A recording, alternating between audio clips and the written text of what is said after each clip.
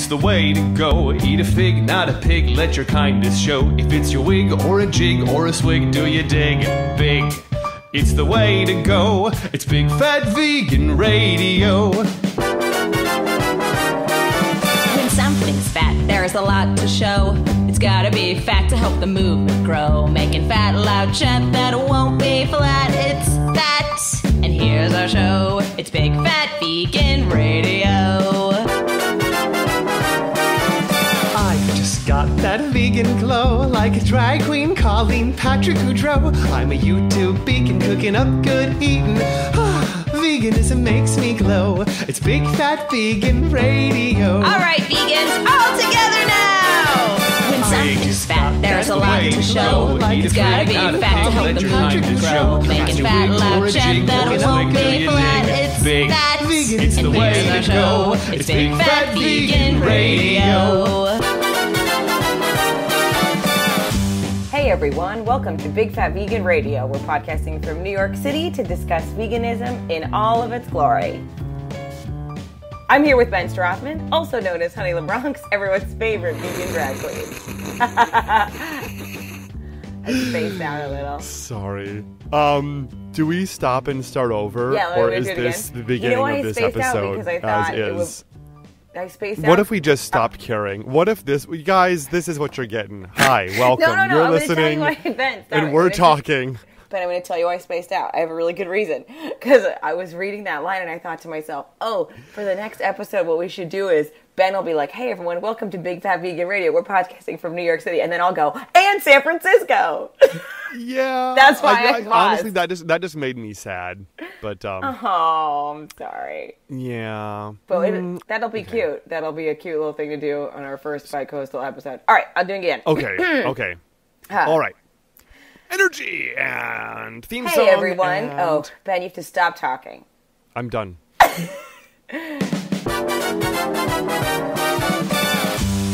Hey, everyone. Welcome to Big Fat Vegan Radio. We're podcasting from New York City to discuss veganism in all of its glory. I'm here with Ben Strothman, also known as Honey LeBronx, everyone's favorite vegan drag queen.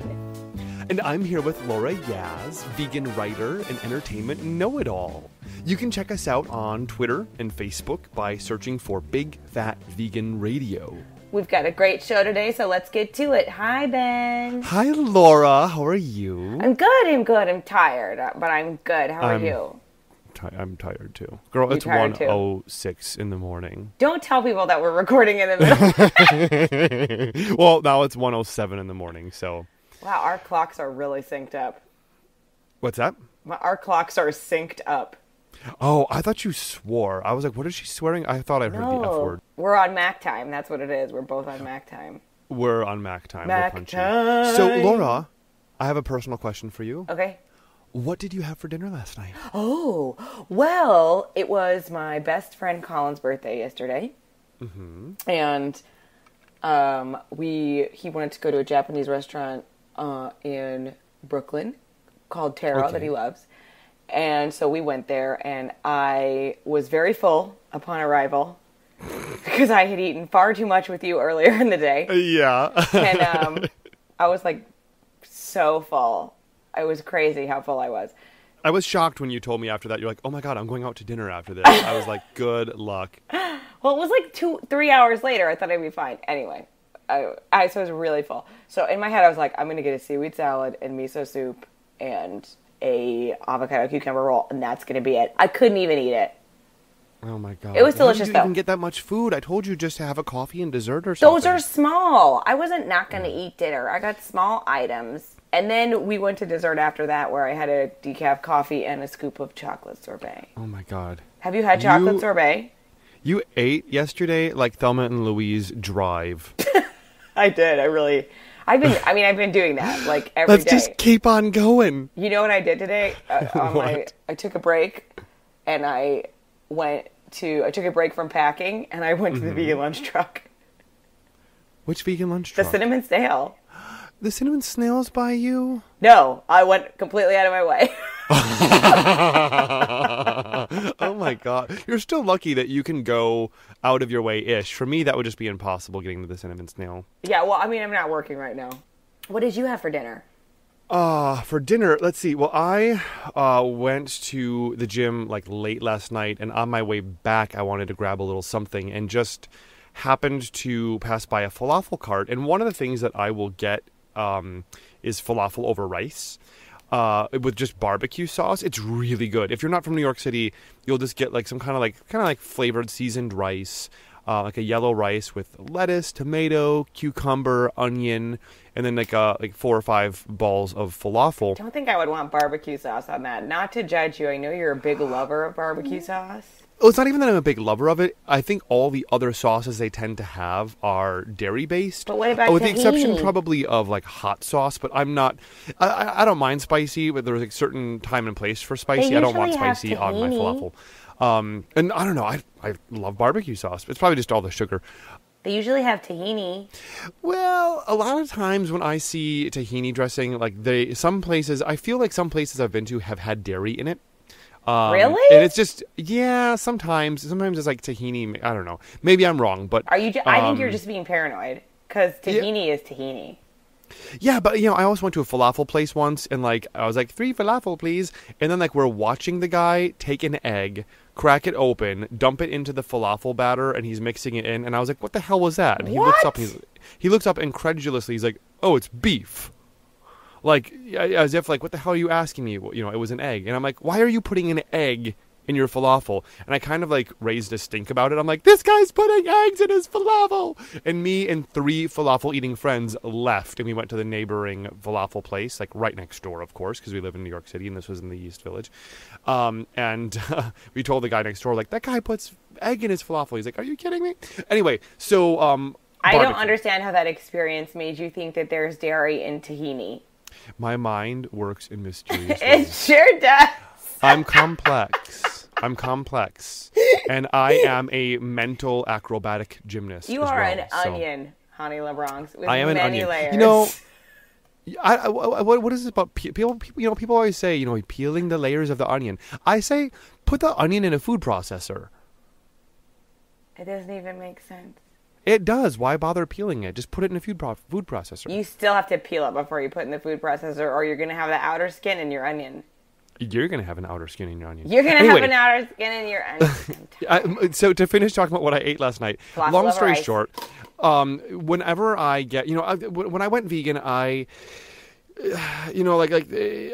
so I'll get like a veggie burger, and I'm sure they're cooking it on the same grill as animal grease and whatever, but like I just didn't think about that when I first went vegan, and I kind of didn't care about it. I figured, well, I'm not buying the ingredients, I'm not supporting the purchase of animal flesh, blah blah blah. But as I evolve, my consciousness kind of catches up with me, and now I'm kind of like, oh yeah, I don't want them to put my food on that grill with all this animal grease just to make my falafel hot.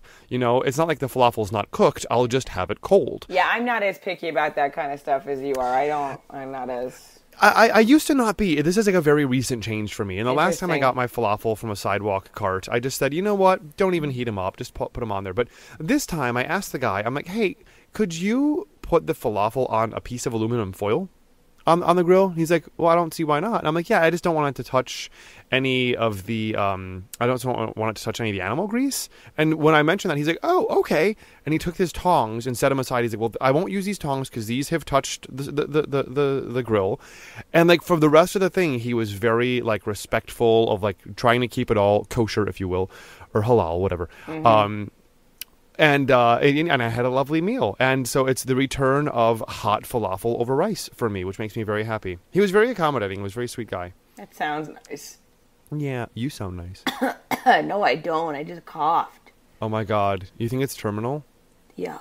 Yeah, I'm sorry. It's been lovely having you. So I just want to make a special announcement. We are auditioning for replacements for my co-host at Big Fat Vegan Radio. If you don't suffer from tuberculosis, you're hired. The job pays nothing. Auditions are this weekend.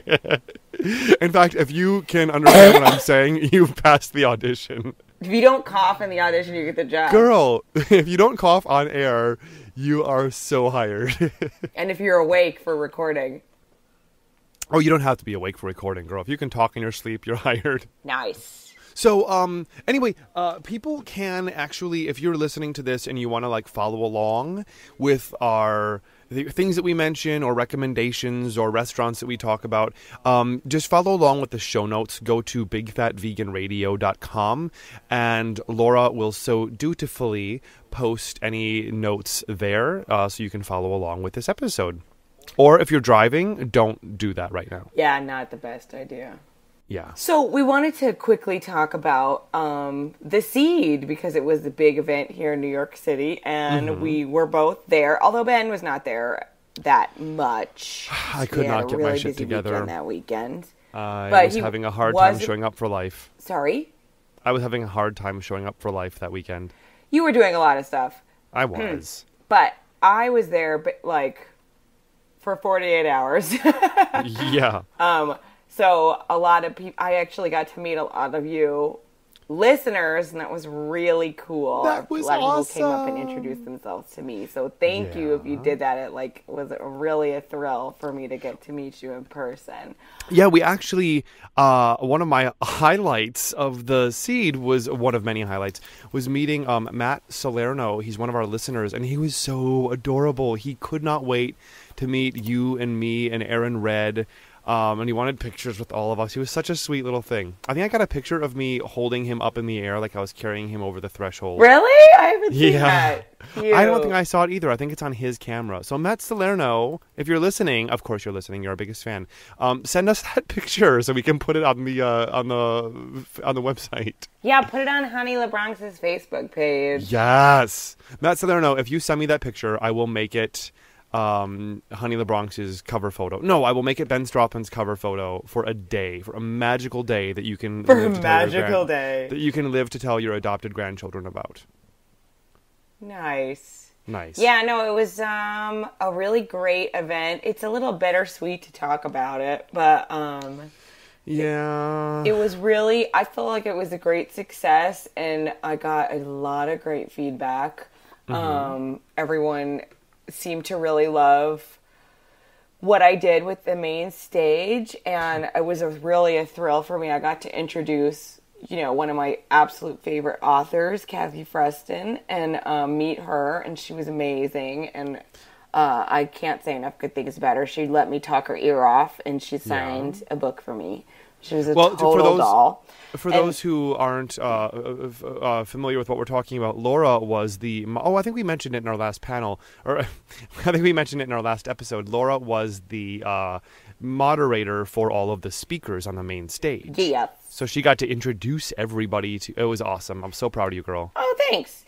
And yeah, and then also I met James E. McWilliams. I recommend everyone check out his blog. He's freaking brilliant, and his talk was brilliant. And then I got to hear a bunch of people like Rich Roll and Brendan Brazier and Dr. Furman. I was totally inspired by Dr. Furman, and Jenna Hamshaw from Choosing Raw. Just a lot of really cool people. Got to meet a lot of people, and I had a really great time.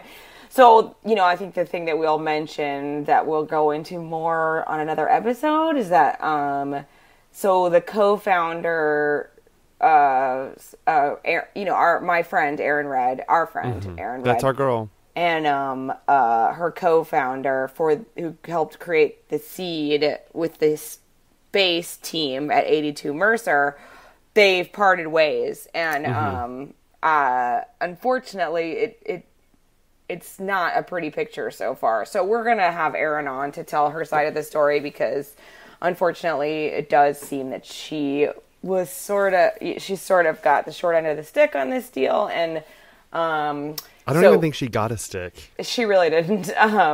Anyway, so we don't really know exactly what this is going to mean for the future of the Seed. So that's the sad part, is that it was this really. What I want to know is, will the person who is running it even be a vegan? Oh, he's not, and neither is anyone else at that company. So they fully intend to keep going with the Seed, and nobody's vegan.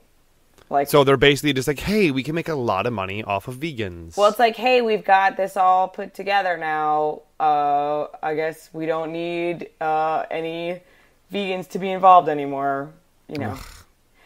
That's a shame. Anyway, so we'll have her talk about it a bit. Yeah, I want to hear what she has to say about this.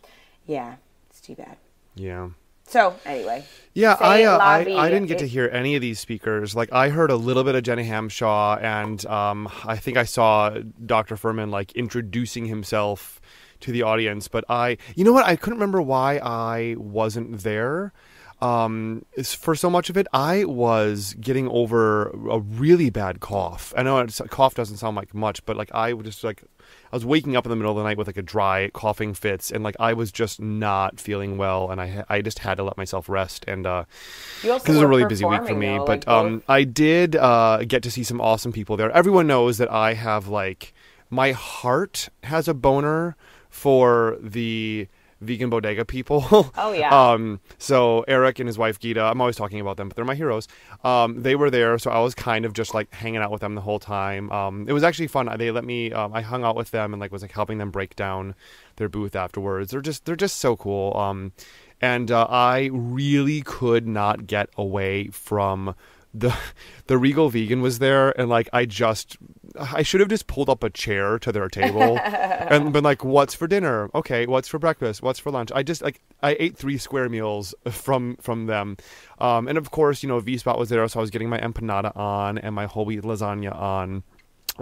I did check out Arbonne was there. Arbonne, you know, cosmetics. Arbonne, I don't know how to explain Arbonne to someone who doesn't know who they are. Imagine a vegan Mary Kay. And I got a new set of makeup brushes. Today I had a photo shoot for Honey in the Bronx, and I used all my new Arbonne brushes. Oh my God, they were amazing. And I bought vegan brushes from another company, and these Arbonne brushes were like half the price and so much higher quality. So that was cool. And the only thing I did actually get to see, the only speaker or anything that I saw, and I didn't stick around for the whole thing, but Melisser Elliot was there. She is a makeup artist. She actually did the makeup for Colleen Patrick-Goudreau for her book, The Vegan Table. And I watched her talk about vegan makeup and which makeup companies are vegan, which ones are not. And apparently, like, as of the week before her speech, a lot of the people she was prepared to talk about and say, so-and-so is vegan, so-and-so is vegan, you can go to Clinique, you can go to MAC. She's like, as of last week, so many of them are not vegan anymore. Not because they've changed the ingredients, but because a lot of companies have decided to do business with China. So like MAC now sells their product in China. And in China, it's against the law to sell something like that if it has not been tested on animals. It's a new law. It's a new law. Yeah.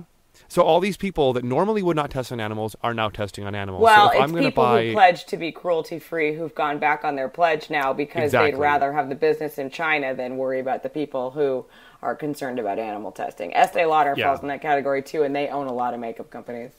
But as she said, she's like, you know, the good news is the list I have of companies that you can go to that are vegan and cruelty-free is a very long list. So I didn't get as much time as I would have liked. I really wanted to, like, It's not really a long list. a long enough list, according to her, a long enough list that like you won't be without options, you know. And I went up to her after the demo and I'm like, look, I'm a drag queen. I'm not talking like a little rose tint for the cheeks and some fun mascara in funky colors. I'm talking spackle to cover my eyebrows. I'm talking, you know, drywall for my, you know, pancake foundation. Like, you know, and she's like, I get it. I understand what you're going for. And yes, we can find vegan makeup. Because a lot of things that I use for my makeup, I'm not certain if they're vegan. You know, I'm still trying to figure all that out. So I was talking to her afterwards about my special needs as a drag queen, and she actually just handed me some foundation by a company called Kett. It's Kett.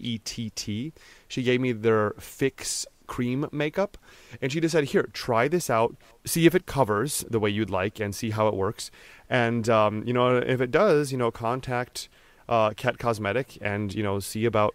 Actually, I was talking about possibly contacting a makeup company and seeing if they would sponsor my cooking show so I can get free makeup out of it. So even though I didn't try this out, yet, so I can't really report on whether Kett works that well for drag queens or not. But if it does, and Kett Cosmetics is listening, I would love for someone to sponsor the vegan drag queen cooking show with free makeup. So give me some free stuff.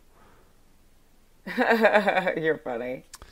And probably the number one highlight for me of the seed, although I got to meet her once before, I got to meet Miss Colleen Patrick-Goudreau again and her husband, David. Laura, you were nice enough to sneak me back into the little VIP booth. And I was so, like, giddy teenage girl at an Aerosmith concert, like, backstage. I was just like, oh my God, hi Colleen, blah, blah, blah, I love you. Even though, like, at this point, I had already recorded a 4-way podcast interview with her, Michael Herron, and Ed Coffin for Eating Consciously podcast.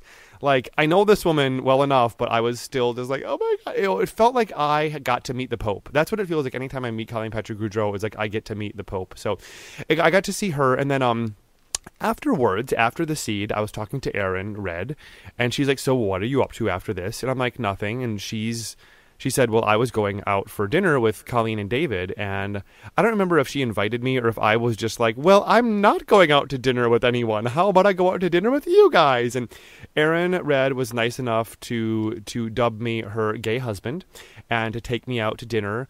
We went to Caravan of Dreams, just me and Erin Red and Colleen Patrick-Goudreau and her husband David, and the 4 of us had just a lovely, lovely time. I've never eaten there. Is that good? Oh, it's so good. The cool thing is you can get like a live, raw, enzyme-rich lasagna, or whatever. Huh. Or you can just get the nachos, like seitan nachos. Like, they have healthy stuff. It's almost like if V-Spot met if V-Spot had a baby with pure food and wine. That's how I would describe Caravan of Dreams. And is like, there is a self-conscious part of me that was like, oh my God, I'm sitting across from Colleen Patrick-Goudreau. Be brilliant, have great things to say, Ben, be insightful, be amazing. But you know what, like, I wasn't even thinking like that. I was just like, you know what, this is fun. This is enjoyable. Here we all are. I'm with some people who I think are awesome, and we just had a really great time. And then when we were done, Colleen and David have never been to Lula's before, so we took them down the block to Lula's Sweet Apothecary for some cashew ice cream. Oh, they've never been there before? Wow. They've never been, I know. And Colleen was, I'm just going to go ahead and say it on record. Colleen was policing my intake of ice cream. I had a brownie sundae, and outside I was kind of like, you know what? I'm thinking about getting another one. And Colleen said, don't. It will hit you. It'll hit you in a moment that you're full and you will realize that you didn't need it. And then, like, when no one was looking, I'm like, I'll be right back. And I go inside and I'm like, can I have another brownie sundae, please? With fudge and with caramel. And then I look to my right in an otherwise empty store, and Colleen had just materialized to my right, and she's just staring at me. And I'm like, it's not for me, it's for a friend. She was so adorable. So, yeah. So, Colleen, you can't stop me from eating as much cashew ice cream as I want to eat. That's hysterical. Sure enough, like, as soon as I parted ways with them and I got on my way home, I was like, I don't feel so good. Really? I ate way too much ice cream. So, Colleen, you were right, Colleen. You were right. I overate. But that's what I do. And most importantly, outside of the Seed, a vegan experience, or this, aka the Seed, a formerly vegan experience. There was 2 food trucks. One was Mackin', which is like a mac and cheese kind of like comfort foodie food truck that drove up all the way from Miami. And funny enough, our friend Phil E. from Philly, who now lives in Brooklyn, I think those are his friends, and like I think they're like staying with him or something like that. So the Mackin' food truck is literally parked outside his apartment right now, like, and will be for like weeks. Yeah, well, they're totally under construction, and they have a new chef, and everything about them is changing. So yeah. And they were, of course, bombarded, so they were sold out of, like, everything but one item. So we actually ended up going right past them. We went to the Cinnamon Snail, which was my first time there, and I don't even remember what I got. I just know that I ate my face off. They had a bunch of stuff that was spicy that I was scared to try, but I ended up getting some spicy stuff. And Did you?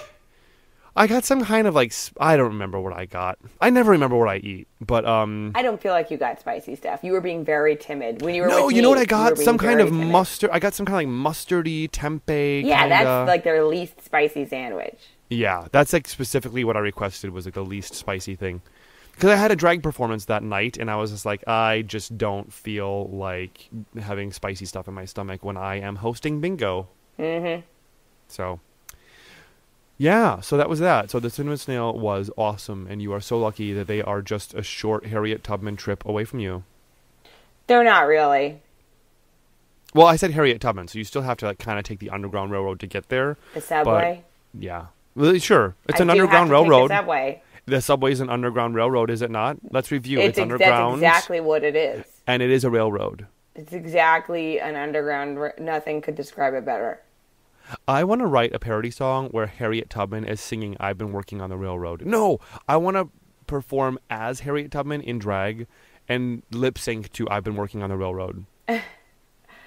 Do you really want to be Harriet Tubman in drag? Is that really? No, I don't. No, I don't. I don't. It would not. People would not go for it. All right. So there's that. We have some favorite. You can do it like you can pull like a Robert Downey Jr. in Tropic Thunder kind of a thing. You know what you can do? You know what you can do?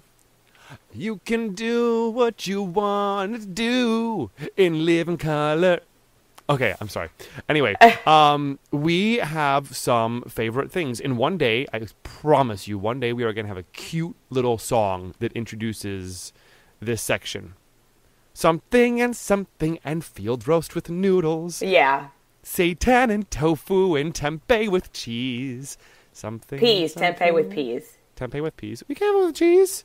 Well, but you Just want to say not from a Gaia cow cheese if you're going to say cheese. Fine. Or what if I say cashew cheese? Fine. Okay, I just felt half of our listeners stopped listening to us. So we're going to move on. Have we lost everyone? Is everyone with us? Okay, now that it's just us, Laura, these audience people are driving me crazy. Oh my God. I know, they just don't shut up. One more viewer comment, and I swear to God. I'm kidding. They're not even viewers. They're listeners.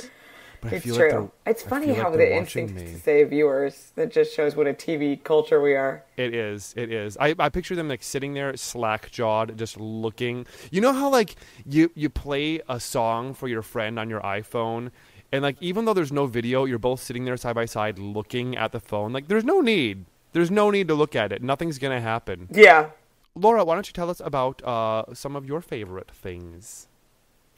Yes. Okay. So we haven't done this segment in a while. We wanted to do it again because I really liked it, and so we're doing this this episode. You know, we do really want feedback. So let us know if you like this segment or what segments you guys like. I want to know about it for sure. Anyway, so one of my favorite things that I've really been wanting to sort of promote and talk about is this Nubian heritage body care line.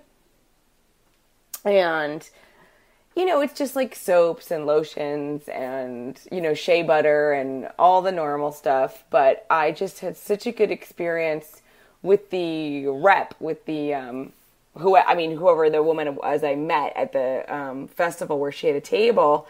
She was just so totally full of information and just so kind. And she gave me like a mountain of products to try. And I'm just totally in love with the products. They're all great. They have a bunch of stuff for dry skin. I have super dry skin. So there's like a really moisturizing body wash. And then she also gave me some scented lotion and some shea butter. And I mean, I just can't say enough good things about the soaps and the lotions. And it's just like killer stuff, and it's all totally vegan and cruelty-free, and it's just an awesome product. And it looks like they carry them at CVS now. Nubian Heritage? Yeah. Why?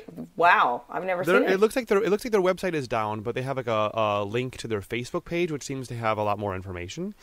And there's a little mention here that they're at CVS.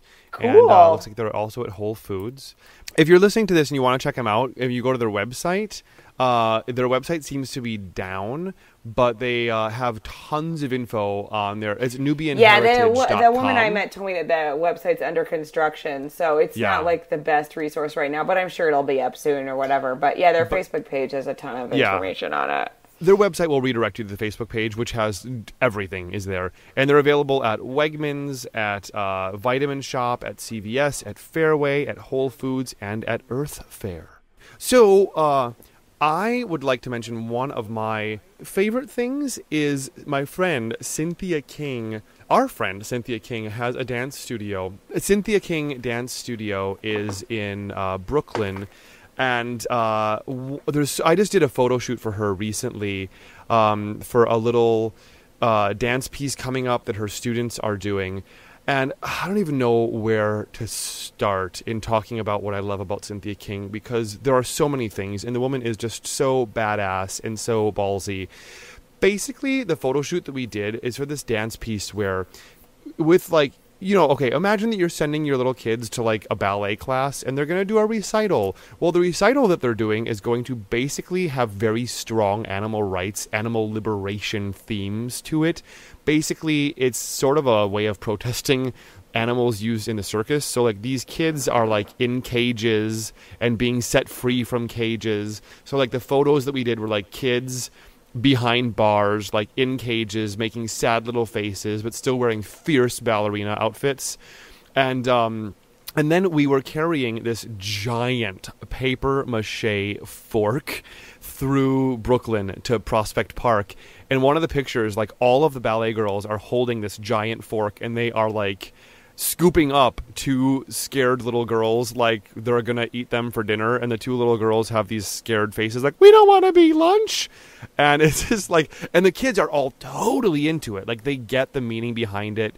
A lot of them were asking Cynthia and I questions about like vegan or vegetarian on the walk there, and it's just really cool like how she's using this art form as a way of, you know, it's not just like we're going to do, you know, fancy little pirouettes and tour jetés, but we're going to make you think. We're going to, you know, explore some themes here. And when I went to the dance studio, you know, I went to use the restroom, and while you are doing your thing, you're looking up at the wall in front of you, and there's all these pictures of all these animals from Farm Sanctuary.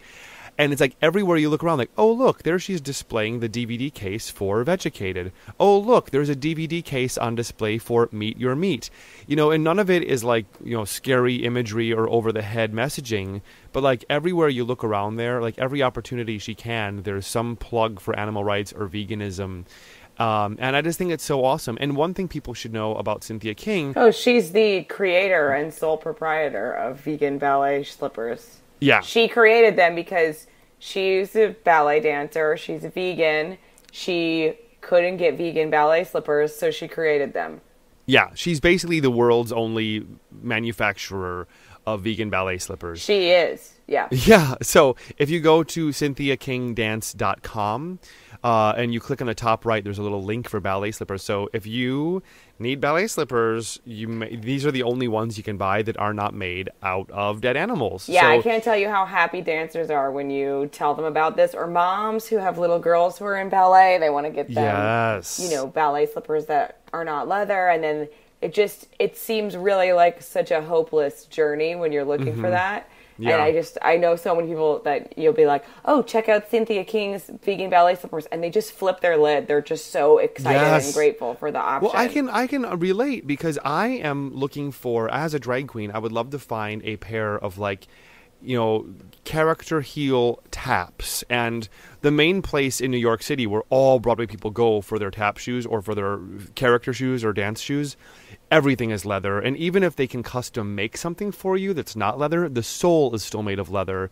And it's just, you know, if I could finally find one day a pair of like women's size 14 character heel taps not made of leather, I would be so happy. So yeah, this is a huge dream come true. Yeah, it's a great, I mean, she's really done a great thing. Yeah. And she's just, you know, and she's such an activist. I mean, like I see her at protests, you know, she's just such an amazing person. Oh yeah, she's amazing. I've never like bumped into her and seen her not wearing like a vegan message shirt.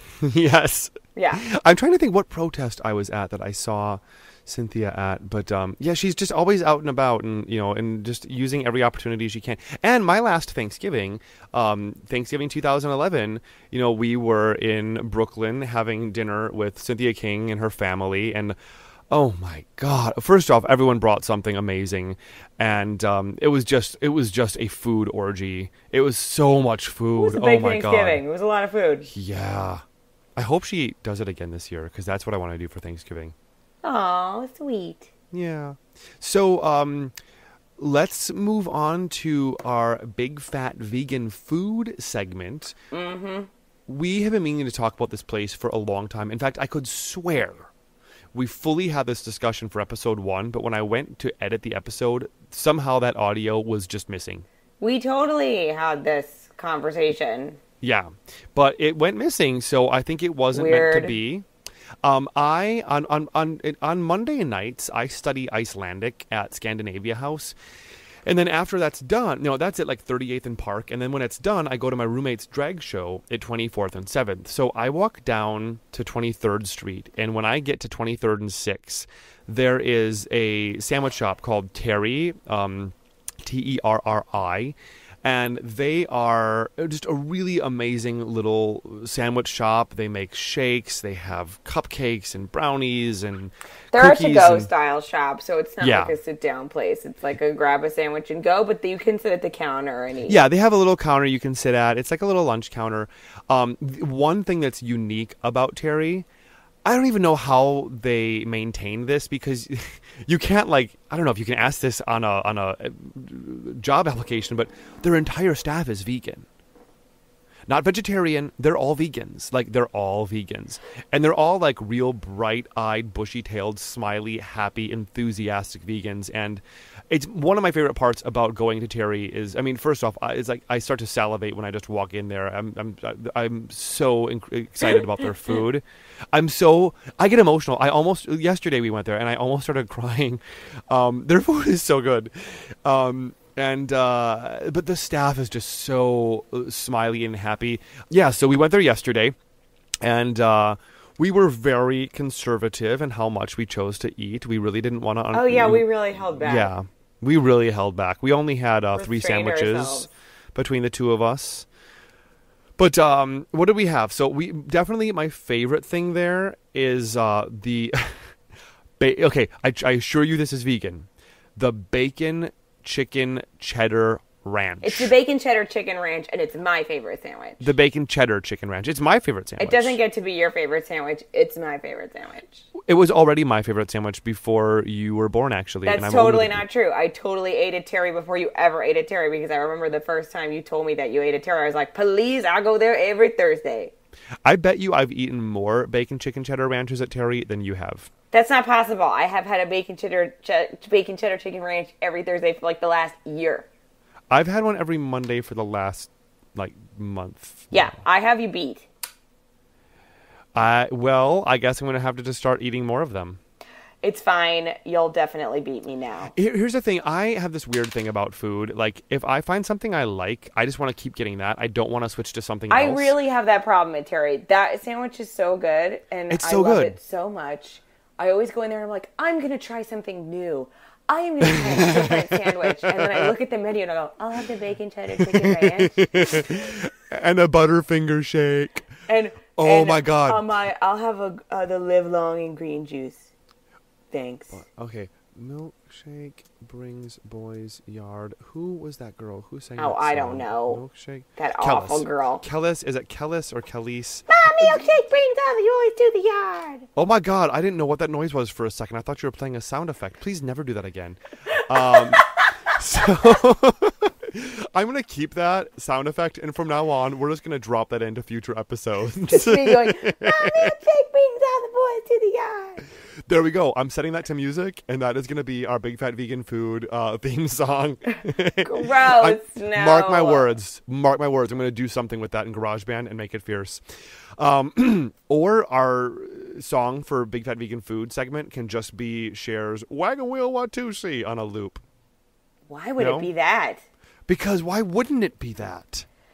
Have you ever watched the video of Cher saying Wagon Wheel Watusi on a loop for 10 minutes? It's just that looped for 10 minutes, and I can't stop watching it. It's like a meditation for me. Wagon Wheel Watusi. Wagon Wheel Watusi. Wagon Wheel Watusi. Okay, that's a little Wagon Wheel weird. Watusi. Wagon Wheel Watusi. Or Wagon Wheel watch Watusi. Ben and Caldwell Wagon laughing Wheel like Watusi. dumbasses for 10 minutes Wagon on Wheel YouTube. Watusi. It's the same exact thing. It's just like a 3 or 5 second clip of us just like looped for 10 minutes. That's funny.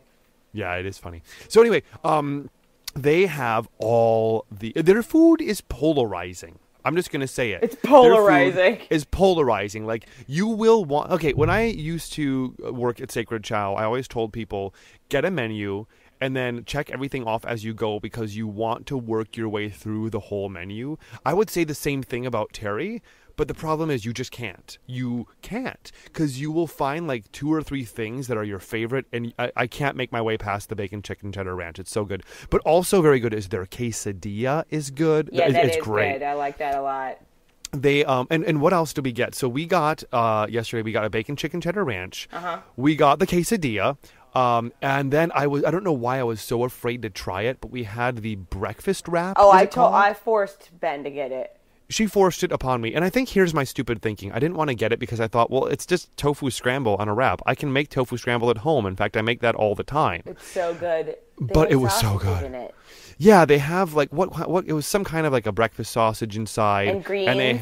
And greens, and they had like some hot sauce in it.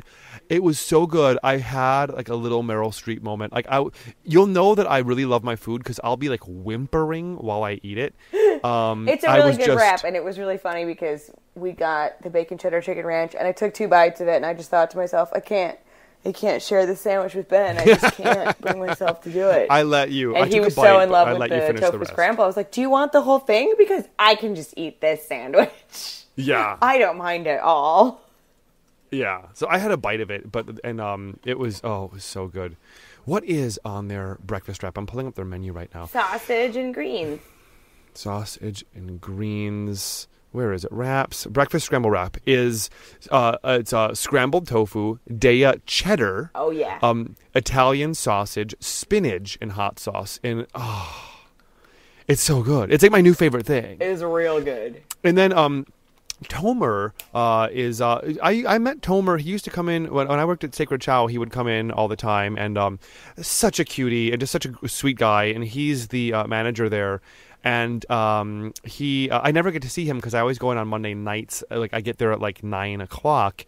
Every single Monday I'm there like clockwork at 9 o'clock. So if you just want to surprise me and you're a listener, show up on a Monday night at Terri at 9 o'clock. We should make this a thing. It should just be the Big Fat Vegan Radio dinner hour where we all meet at Terri at 9 o'clock. It'll be kind of like the Fire Island invasion, like the drag queen invasion. This will be the Terri invasion. It's a thing. I've now made it a thing. It's a thing. And every Monday night at 9 p.m. is the Terri invasion. And I'm not saying we all have to go in drag, but one of these days, I promise you, it's going to happen. But I'm going to be in Iceland from August 1st to August 15th, so don't show up then and expect to see me there. Show up this then. is hysterical. You're like, Yeah. everyone meet me at Terri on any Monday night, except for the next 3 weeks. Except for the couple of weeks after this airs and you're listening. But you'll probably still have one chance after this airs to meet me. So that was our Big Fat Vegan food. And we're not even finished. We had dessert. Oh, we had dessert. Yeah, we did. We each had, even though it's what I always get. I'm trying to work my way through their other shakes. Well, let me just say to you, you Big Fat Vegans, if you have not been to Terri and you live in the tri-state area, it's important that you go. But more importantly, if you live in New York City and you have some schmucky friend who was like, I think vegan food tastes terrible, you need to take them to the Terri and you get them the Butterfinger shake. Now, we need to make... your friend is going to have the Butterfinger shake, and they are going to change their mind about vegan food. That is what's going to happen. I've always said about Terri that if I found out in retrospect that like, oh my God, did you hear? It was all over Facebook. Terri secretly is not vegan. They use animal products in all their food. I would be like, oh yeah, I can see that. That makes sense. Well, that explains now. why it's addictively delicious. Like, I hate saying that, but like if you told me, oh, they sprinkle casein in everything, I'd be like, oh, I get it, because every time I have it, I am compelled to have more. And anyway, I feel that way about the cinnamon snail. Yeah. Who knows? Maybe that's our I always secret want to go up ingredient. to them and be like, this is vegan? Really? Our secret ingredient, love and casein. Wait, didn't you have a friend who forced you to go back to make sure something was She did. vegan? We were walking down the street. We both had Butterfinger shakes, and she looked at me and she goes, this is vegan?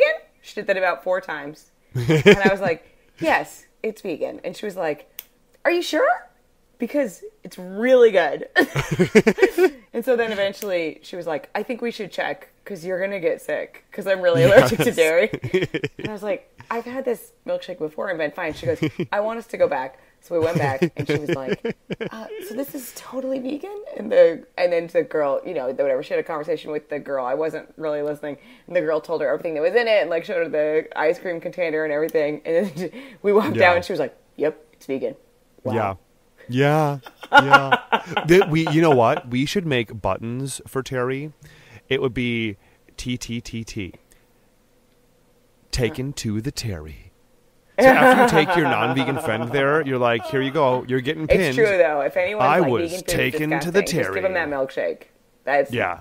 They can't say anything. They It's have like the awesome best milkshakes there. ever. They have a strawberry milkshake. They have a chocolate peanut butter. They have a Java, which I finally had, which is really good. Well, I don't know why we're talking about anything other than the Butterfinger shake. We're going to rename this to Terry's Butterfinger Shake Podcast. Yeah, I'm sorry if you don't agree, but Butterfinger shake. Big Fat Terry sponsored shake podcast. I love that milkshake. Okay, no, they're not our I had one sponsor, right but now. I wish they would be. Yeah, I wish I did too. It's But so good. so we had Butterfinger shakes. Seriously, you can go to a lot of vegan places and you can get a lot of ice cream. You can get a lot of shakes. Yeah. Blah blah blah, yada yada. You can go anywhere and get a strawberry shake or a coffee shake, whatever. But the Butterfinger shake at Terri is so unique. I can't imagine anyone else successfully recreating it the way they do. It's so good. It's such a treat. So go and check that out and say hey to the staff there. They are all vegan. They are all love. And we also got the apple cinnamon donut. It's the only donut that they offer. And for whatever reason, I tried it because I wanted to try something new. But whenever I see it, I always think, no thanks, I'll pass. Because in my mind, an apple cinnamon donut is a dry donut. It's a dry... Apple cider donut, you mean? Is that what it was called? Yeah, apple cider. Oh, that makes sense now. Because in my head, I just thought, it looks like it's going to be like this dry little donut. Because if I'm going to have a donut, it has to be dipped in chocolate and filled with cream. That's what a donut is to me. Well, so it's this funny because under the glass in the display case, it kind of does look like it's going to be dry, but it was very moist.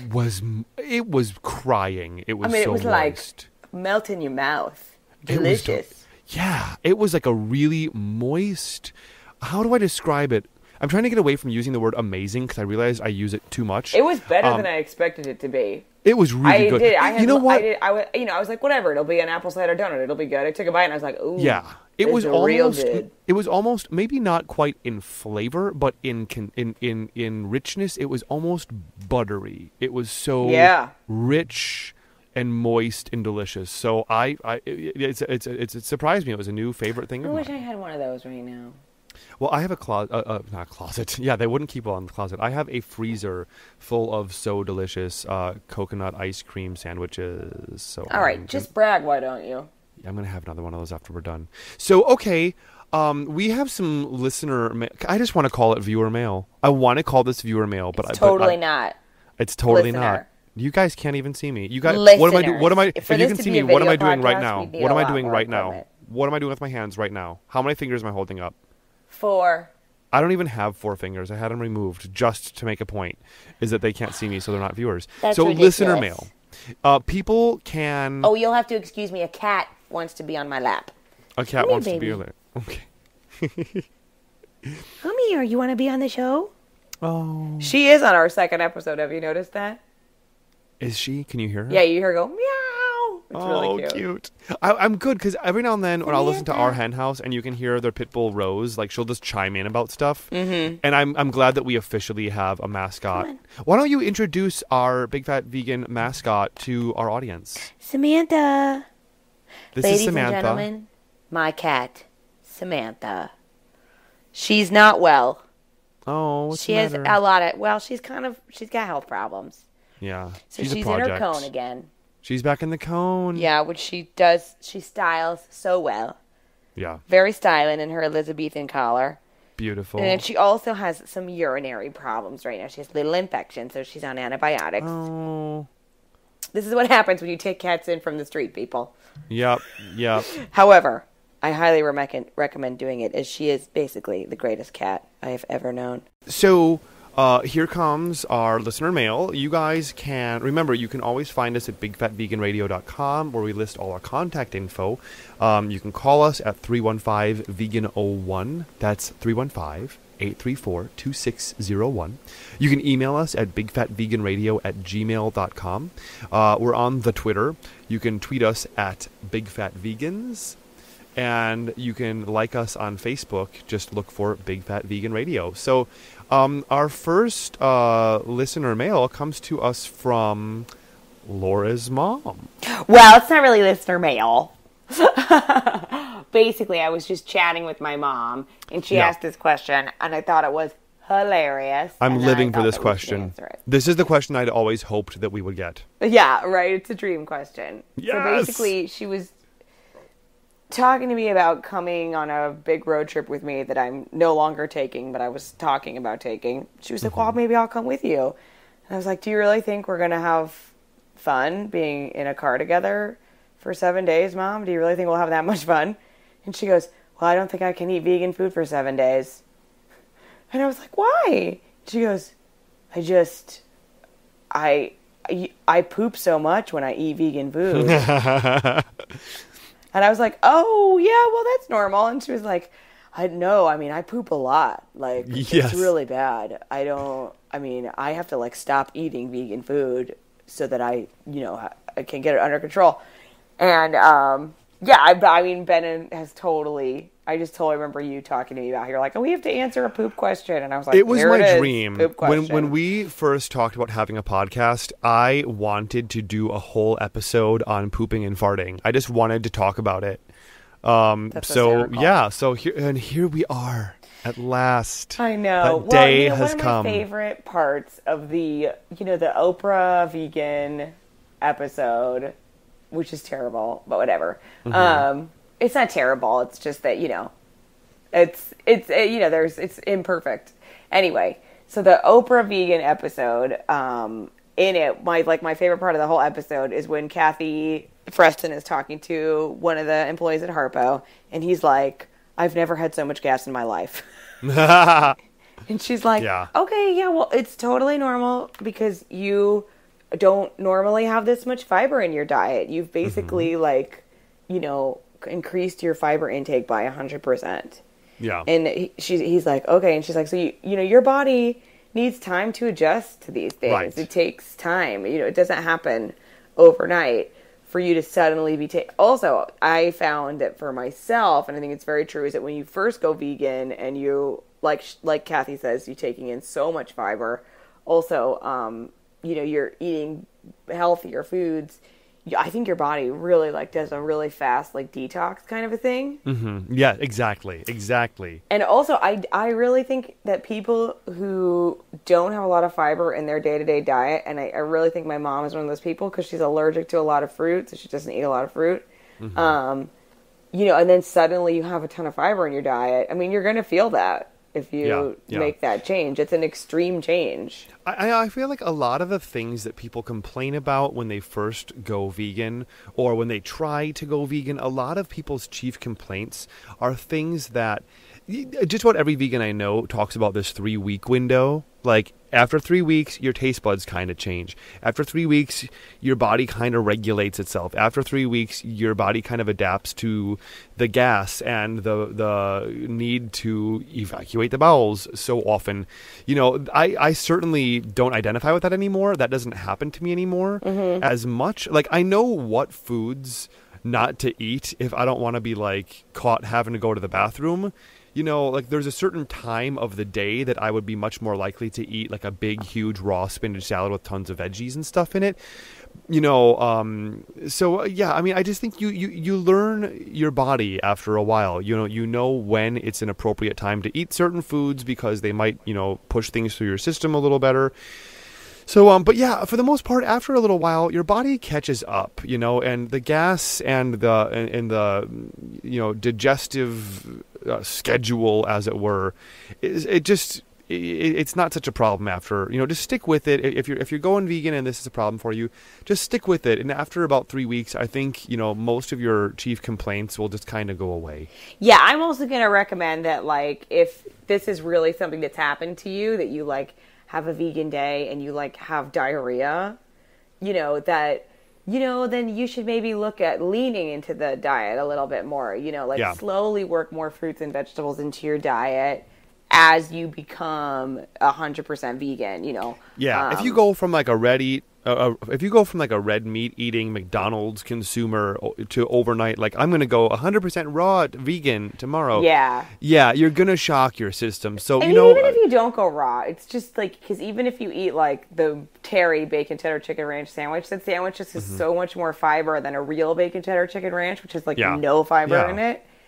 So it's like you're totally increasing your fiber intake. So, if you're a person who exactly like you said, if you have eggs for breakfast and then you have like a turkey sandwich for lunch and then you have like, steak and potatoes for dinner and then you become a vegan, you're going to poop.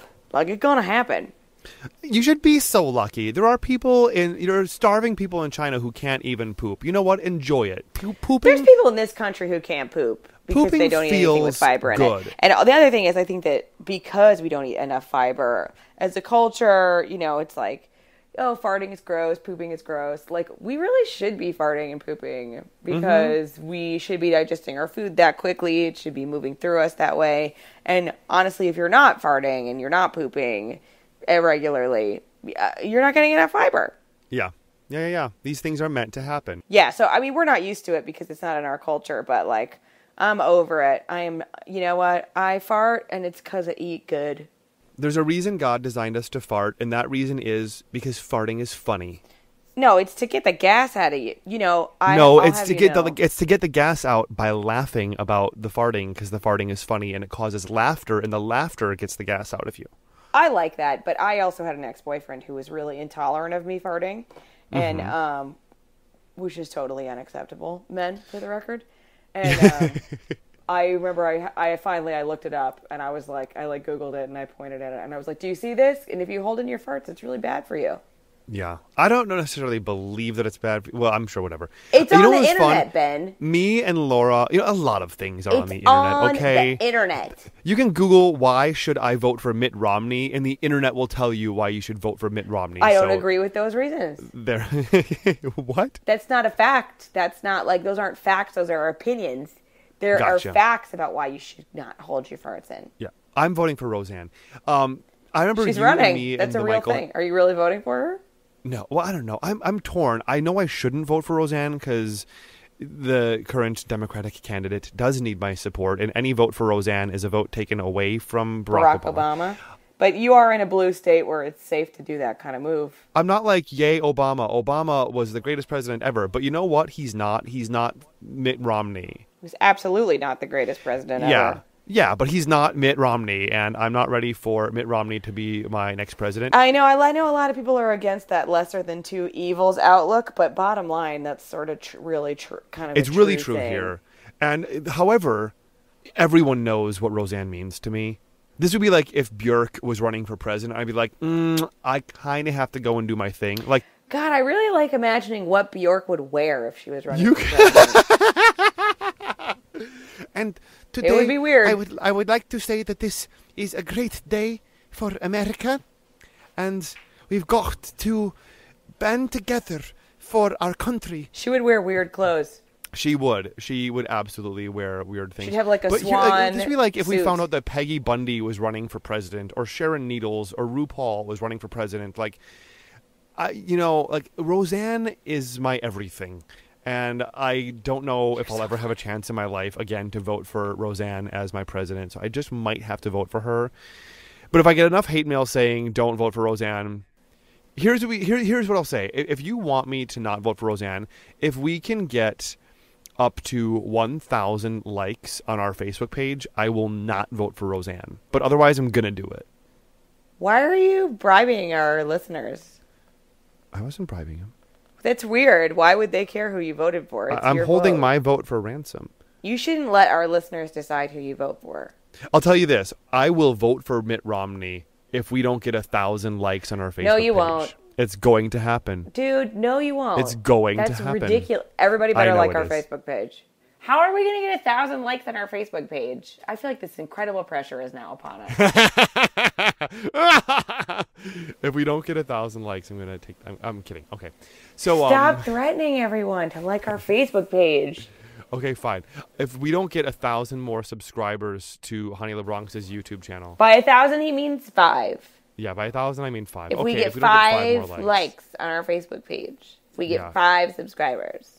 This Facebook liking business is a direct result of people not being liked enough in high school. I think that's where this all comes from. I don't know. Yeah. Zuckerberg seems like he's a kind of a jerk. Yeah. I saw that movie. No, I don't actually mean the movie. I mean him. The movie. Yeah. Like. Well, the movie makes me think he's a jerk. I don't know. I really like Jesse. No, the Eisenberg movie in actually- that the movie When I really see Mark painted Zuckerberg him- on television. I don't like him. The movie actually painted him to be a really kind of like stand-up guy, but in person he's the next Darth Vader of our nation. I hear he's taking over the Seed, a formerly vegan experience. Oh yeah, and he'll just tell everyone they just have to kill all the meat that they eat. What?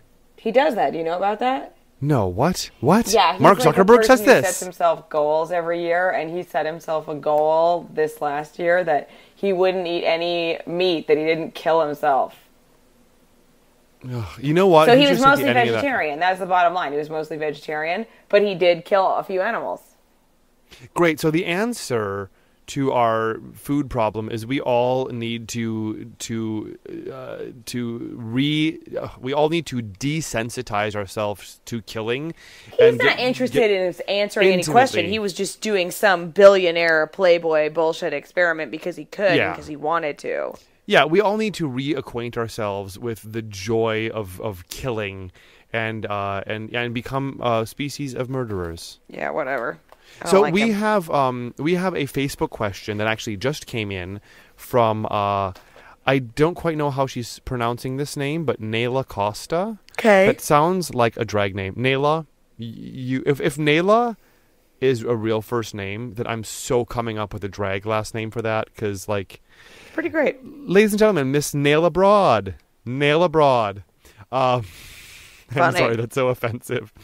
Anyway, Nayla Costa asks us, I bought veggie slices by Galaxy Foods and just found out that casein is a milk protein. And therefore, these slices are not vegan. What vegan cheese do you like and where to find them? I live in New York. Thank you, Nayla, for the question. I think it's pretty easy to say that my favorite vegan cheese is Daiya, D-A-I-Y-A. You can get that at Westerly Market here in New York. You can get it at all the Whole Foods. If you're, like in Wisconsin, they have Whole Foods, but they also have a little local place called Outpost. Any like little natural foods place should pretty much, if they're a big enough place, they'll carry Daiya. Actually, I found it's even in a lot of small health food stores now. Awesome. Because it's really popular. Yeah, they are available in shreds, either cheddar or mozzarella. They're available in cheddar, mozzarella, and pepper jack. And they also have wedges now, which they taste completely different. You know, the wedges are so cheesy that I don't like them because I don't actually like cheese. Yeah, that's right. And the wedges are so much like cheese that I actually don't like them. Yeah, but they're that good. They're really good. They're like real cheese. They're a little salty maybe, but they have a cheddar wedge, a jack wedge, and a Havarti with garlic and jalapeno. Oh, they're so good. Well, I'm just going to jump in right here and say that Galaxy Foods, unfortunately, they haven't released a slices version of this yet, but they have released vegan shreds. Yes. And they're really, really good. I haven't had them yet. Actually, like Sign of the Cross, I like them better than Daiya. They're so good. They have mozzarella and Mexican. Now, those are much harder to find right now because it's a new product. Mm-hmm. So, in New York City, I found bags at it's a health food store in the Upper East Side. Hold on a second. Let me look it up. So I found them at Elm Health on the Upper East Side. A friend of mine, I knew I was looking for them and was like, hey, I found them at Elm. So I went and got them there and I cooked them a bunch and I just loved them. So, wherever you got your veggie shreds, you can always, say to whoever's behind the counter, you can just say, Hey, I would really love it if you got the Galaxy Food vegan shreds, because I'm looking for a vegan product and this has, a cow's milk protein in it. And then they'll be like, oh, who knew? And then, most places will order it for you and then you'll have them. Yeah, I find that, I'm sure Westerly Market was going to carry them sooner or later, but my friend Micah Horn, she just dropped by Westerly Market and told them oh, hey, have you heard of Daya cheese? You should order it. And the next thing you know, they started carrying it. This is not the first time. Excuse me, Westerly Market is one of the best stores in the city. It has such a Hells good selection. yeah. I wouldn't be surprised if you could find vegan shreds there too, or if you mentioned it, they would totally have them. There's apartments upstairs from there, and I just always look up there and thought, wouldn't that be awesome if I just lived upstairs from Westerly Market? That would be amazing. Except that time when Westerly Market had a fire and they were closed for months. That would not have been a good time. I don't know. Every time that I'm at the Westerly Market, I spend $200. Oh my God, I know. It's hard not to. No joke. What was I going to say? It just goes to show, never be shy. When you can't find something that you want to buy, these people want your money. Tell the shop owner what it is you're looking for and how much you wish they would carry it. They really want this feedback. I'm being intercepted by someone commenting on how we should answer this question. Jonah Price is saying, what? Don't give all the attention to Daya. Remind them that cashew cheeses are amazing. And in fact, Jonah, thank you. I was going to. There's something called Dr. Cow's, which is a spreadable cashew-based cheese. What? Also, you don't have to rely on products. Go to YouTube and type in how to vegan cheese, and you will find so many different ways to make vegan cheeses. There's also I feel it's worth mentioning, the Uncheese Cookbook by Joe Stepaniak. It's a cookbook full of hundreds of different recipes for vegan cheeses and different things that you can make. That like a recipe for a mac and cheese, recipes for just all sorts of different things that are cheesy or for actual cheeses or with vegan cheese in it. If you really want cheese, I would really recommend checking that out. Yeah, I don't like those as much because I never liked real cheese that much. Mm-hmm. The cashew cheeses. Oh, and you know what else is worth mentioning? Tofutti cream cheese. Oh, yeah, love that Tofutti better than cream cheese. Also, Galaxy Food has a vegan cream cheese. Oh, nice to know. I just go to the Gristides, the little grocery store around the corner from me, and they have it there. So I'm just in the habit of picking up Tofutti cream cheese. But there's a lot of things that I make that have cream cheese in them. And that can also be another way to get your cheesy fix. In fact, I've made a grilled cheese before that had Daya cheddar and mozzarella, Dr. Cow's cashew cheese, nutritional yeast based. I made my own Parmesan from nutritional yeast. I'm a big nutritional yeast fan. My mac and cheese my favorite mac and cheese recipe is a nutritional yeast mac and cheese. I don't use any vegan cheese in it. Yeah, don't overlook the fact that just nutritional yeast by itself is kind of like Parmesan cheese, so that can be used for a nice cheesy flavor. Totally. If you're just hey, I want to put some cheese on my pasta, nutritional yeast, bam, it is cheese. Also, if you mix 1 part of pine nuts if you mix 2 parts of crushed pine nuts to 1 part of nutritional yeast and add a little bit of salt and mix that all up, it's just like Parmesan cheese. So, there's a lot of cheeses you can kind of make yourself, or you can make things cheesy without having to go out and buy a vegan cheese, processed product. So we have one last listener mail. This is actually a voicemail. I'm just going to go out and say, if you want to make Big Fat Vegan Radio happy, or if you want to make the Honey LeBronx happy, I love getting emails. I love getting tweets. But I really, more than anything, I love getting voicemails. Yeah. And we have a voicemail from Allison in Iowa. She is so sweet. She's so adorable. Here is Allison's question. Hi, my name's Allison. I'm actually 16, so don't really know what I'm doing. Right now I'm a vegetarian, and I'm trying to transition to vegan because milk is disgusting. And right now it's pretty easy because it's just not going to eat milk, it's gross. But there's a lot of other things, because my friend Brian, who I think listens, hi Brian, he told me that there's stuff in certain vitamins that's bad for you. Is there any things that, I need to look out for? Any other transitioning tips? Whatever you got for me, guys. Thank you so much. There we go, Allison. You sound positively adorable. Oh my God, what a cutie pie. That's the cutest message I ever heard. What do you think? Your tips for transitioning? Well, I have a few things to say. The first thing I want to say is way to go. Yeah. Woo! You're 16 and you're trying to transition into veganism. I mean, first of all, everything that I'm reading about, I'm sort of studying some nutrition stuff right now, and everything I'm reading says that the younger you eat, better, the longer term effects are insurmountable. So like the impact that's going to have on your overall health is like awesome. So way to go. And also it's like just like, I don't know, pressure of high school and all the cultural stuff that you're going to combat by doing that. I mean, you're a badass. So like totally you're my hero, and give yourself a ton of credit. You know what, not to mention, I mean, I went vegan when I was 30, so like that is an additional 14 years worth of animals that you are going to spare.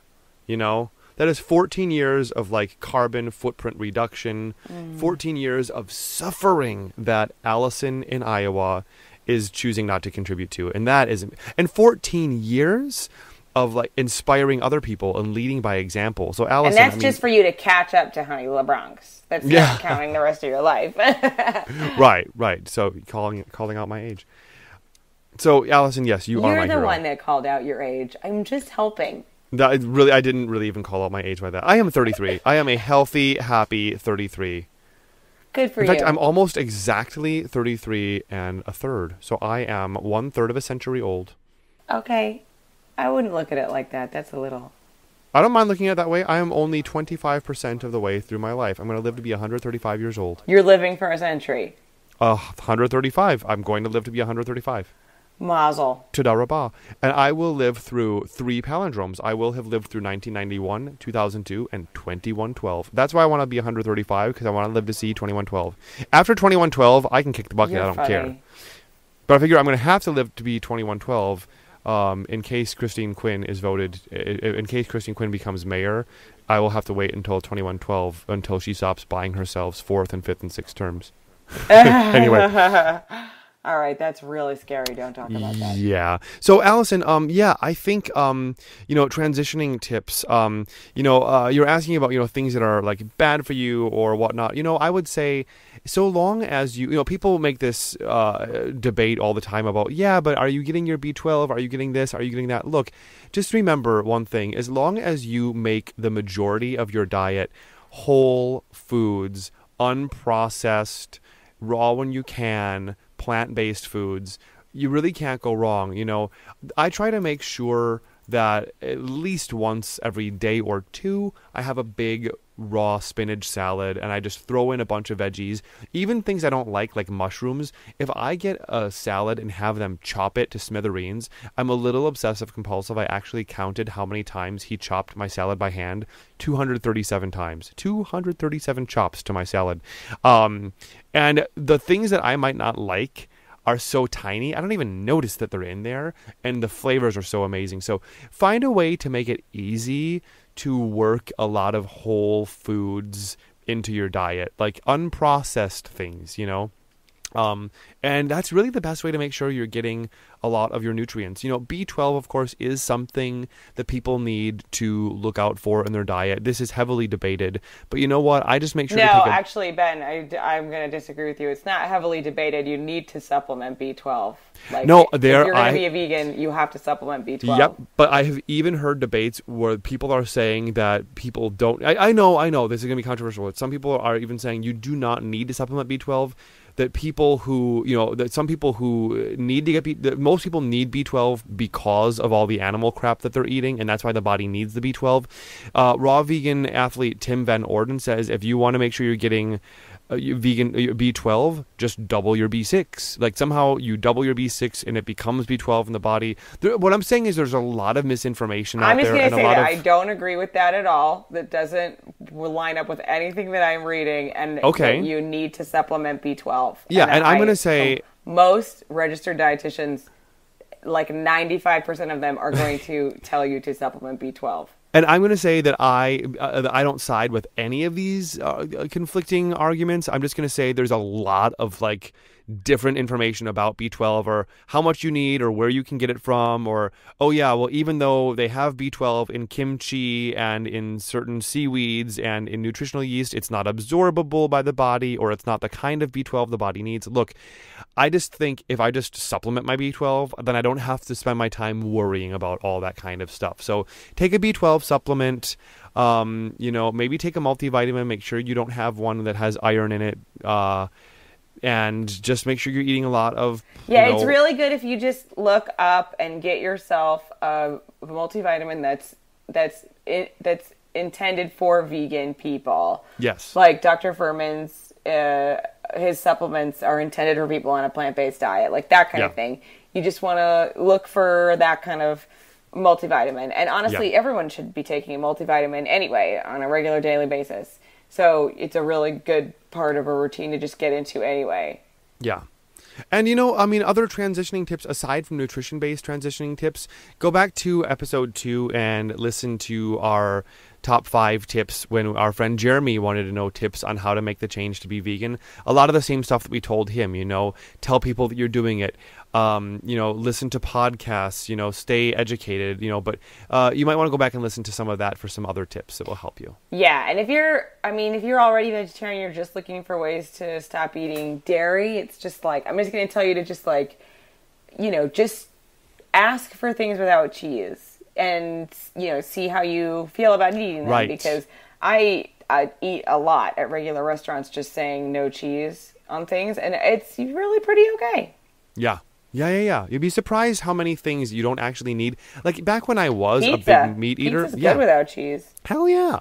Back when I was a big meat eater, I remember going to Subway and I was just by elimination just I wonder if I'll notice if I take the meat out of my sandwich. And I really didn't notice that it was missing. And then one day I'm like, I wonder if I would notice if I took the cheese out of my sandwich.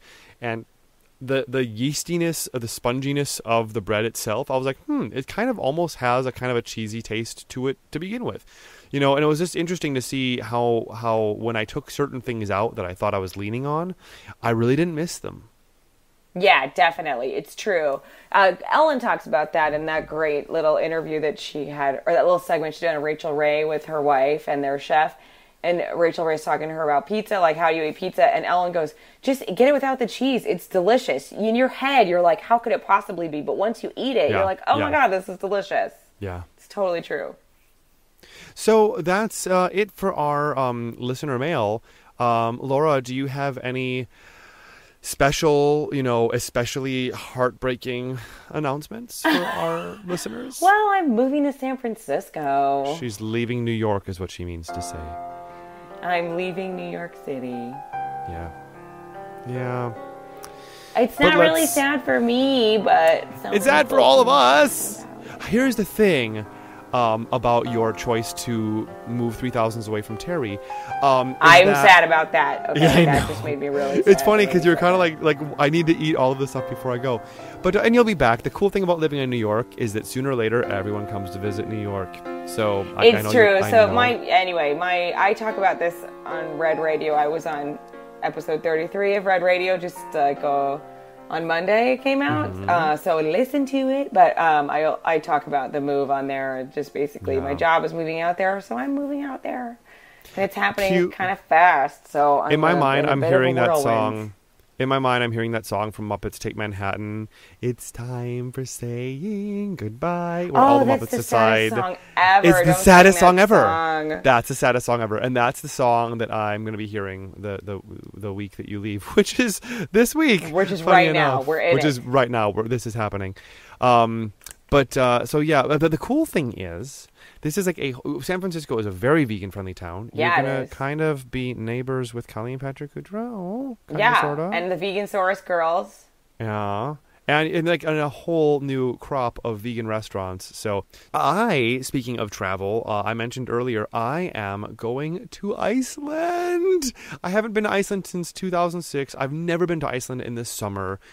So I just decided 2012, this is the year it's going to happen. I'm flying to Iceland August 1st, which means I'll get there August 2nd. And I'll be there until August 15th, which I guess means I'm getting back to New York on the 16th, something like that. I don't know. And the reason I'm choosing to go now is because August is when they celebrate Gay Pride. So Reykjavik's Gay Pride, or Hinsegin dagar, if you speak Icelandic. Do you speak Icelandic? No one here speaks Icelandic. So I'm going out for that. And my good friend Ylfa Lind, she is Ylfa Lind Gylfadóttir. She was in the top 5 on Icelandic Idol. She was the drag king of Iceland a few years ago. I wish she were vegan so I could play some of her amazing music on this podcast. But she's not vegan. So Ylfa Lind, I love you and I can't play you here. But she is got a float in the Gay Pride Parade. Apparently the theme, she just revealed the theme for her float is going to be like 80s glam rock. And I'm going to be riding on the float with her and her friends. But Honey in the Bronx, that's so awesome. Yeah, but Honey in the Bronx is anything but glam rock. So either I'm just going to assert my own lack of style and just be me, or I'm going to try to glam rock it up. But this will be Iceland's first impression of me, and I don't want to be like total glam rock. So maybe my Peggy Bunny look will just pass for glam rock. But, I feel like your like blonde honey look with the gold lame is pretty. You're glam rock. right. You're right. Maybe I'll do the Jennifer Lopez catsuit, which is in serious need of mending. But so I've been emailing some. I've been emailing one of the guys that runs the Gay Pride Parade, and he runs the drag competition. And I've been asking him, like, hey, is there any chance that Honey in the Bronx could perform? And he's like, well, there's not really a performing slot available, but you could compete in the drag competition. And I'm like, what? So Honey in the Bronx, it's official, people. Honey in the Bronx will be performing in the Icelandic Gay Pride drag competition. I don't know if this is exactly the title, but I guess the title would be like Miss Iceland. So who knows?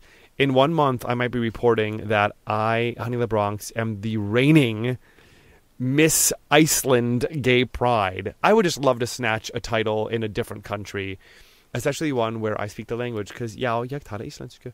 And the other thing, I'm a little frustrated by this, but I've been reaching out to the Icelandic vegetarian society. Like I went to Facebook in search for grænmetisætur, which is the Icelandic word for vegetarian. They've just invented a word for vegan, but I don't know what it is yet. And like everyone is liking my posts, but no one is responding to my posts, which are basically saying, in perfect Icelandic, mind you, like, help, I'm a vegan coming to Iceland. I don't know what to do, where to go, blah, blah, blah. And everyone's like, ooh, I like this post, but no one's reaching out to me. 2 people have reached out to me. So I'm excited. One of them, what is his name? One of them, his Facebook name is literally Hippie Wannabes, but it's a family, a mom and dad and a child, and all 3 of them are vegan. So I'm just, you know what, that's all I need. I'm just going to hook up with them and eat vegan food with them.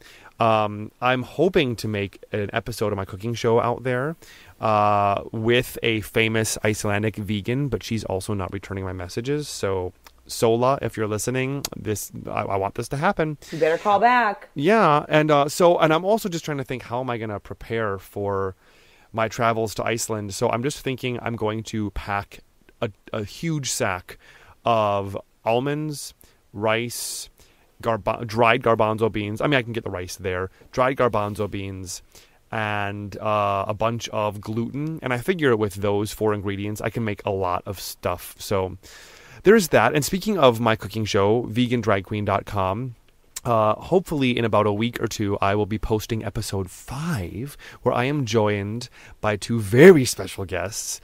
Jasmine Singer and Marianne Sullivan from our hen house join me and teach us how to make a massaged kale salad with a dressing that is so delicious you would expect to find it served on the menu at Terri. So that is episode 5. I also filmed a 6th episode, which will probably come out about a month or 2 later. So there is that. That is all the news that is fit to print. Oh, so much going on. Yeah.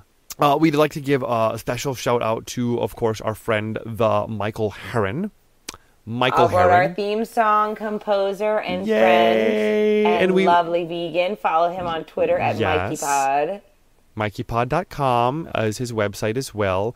And I would like to give a big thank you to Laura's good friend, Kelly Huffine, for our darling artwork. If you like our artwork for the podcast, you can, I guess, just Google search Kelly Huffine, or her web address is included in our show notes. Yeah, you can go to her DeviantArt page and see all her cool stuff. Yeah, I want her to make a line of like paper dolls for Honey LeBronx, so I can like sell a. I think that sounds awesome. Yeah, sell a paper dolls like book. Kelly, we're gonna get on that, and I'm so excited about our musical guest today. Speaking of Icelandic vegans, my good friend Rosa Gudmundsdóttir. I'm gonna say her name very Icelandic. Rosa Gudmundsdóttir. She is not only sound real weird. Your mom sounds real weird. Well, dude, I don't speak Icelandic, okay? Oh, I just said her first and last name. But Rosa Gudmundsdóttir syngur og grænmetisætur og vinur mín. I'm sorry, I slipped into Icelandic. She is an awesome Icelandic vegan. She and I have so much in common, but most importantly, we are vegans and we are both speakers of Icelandic. She's from there. So yeah, she is an awesome singer, which is another thing we have in common. I've just discovered her music recently, and she's just really like cool and upbeat, and the chick can rock. I mean, she's really awesome. So we are going to be playing one of her songs for you today. And yeah, I'm really excited about that. We are going to be playing, which song are we playing of hers? I've got her music right here. I can't wait to hear it. She sounds so awesome. She's really cool, and she's hot. She's just such a looker and just such a sweetheart. And we are going to play a song from her band, Rosa and the Ultra Tight. Her song, You're in My Heart.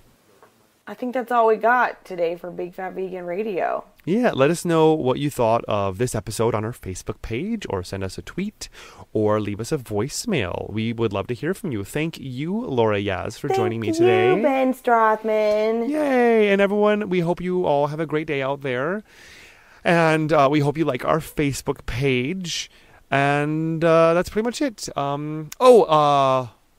There is one last thing. If you guys, if you can like our Facebook page, that would be great.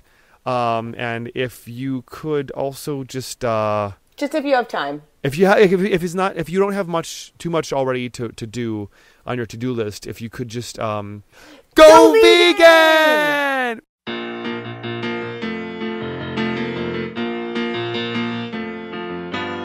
Baby, you got me going crazy. Lately, you've been on my mind. Maybe you should come and save me. Take me from this broken heart of mine. You came into my life and she set my world on fire.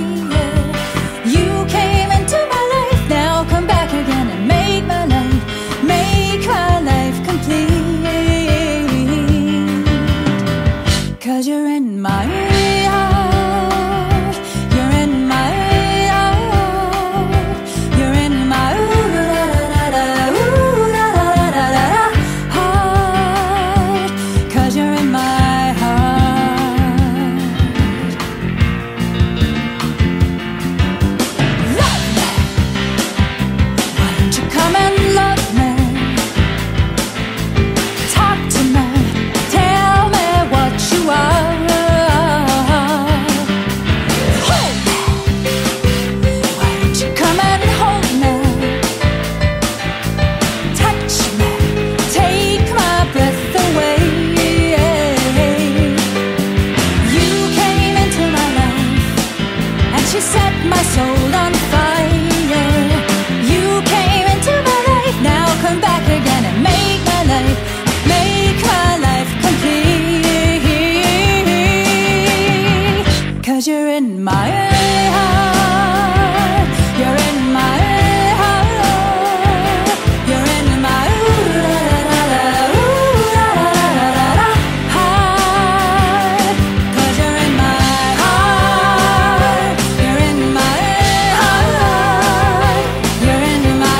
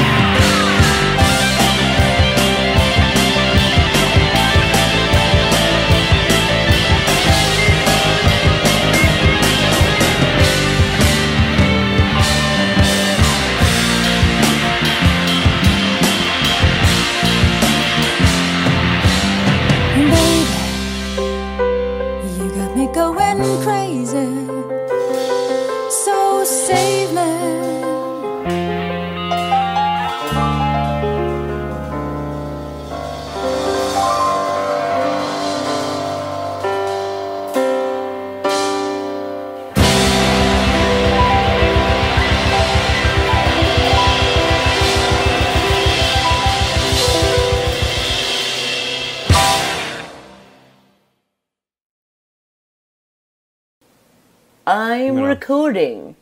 I'm recording too. Fabulous. All right. So you know what the thing I've been looking forward to most about this episode What? is our sound test, counting off 1, 2, 3, 4, 5, 6, 7, 8, 9, 10. Dork. I'm so excited about this. All right. So I'm going to start. I'll take the odd numbers and you take the even numbers, okay? All right. Ready? Oh my god, I'm so excited. I can't even contain myself about this part. Ooh, it's going to be okay. Fun. I'm not excited okay, at all. Here we go. I am such a geek. Here we go. And 1, 2, 3, 4, 5, 6, 7, 8, 9, 10. and now let's do 11 through 20 a little faster. Ready?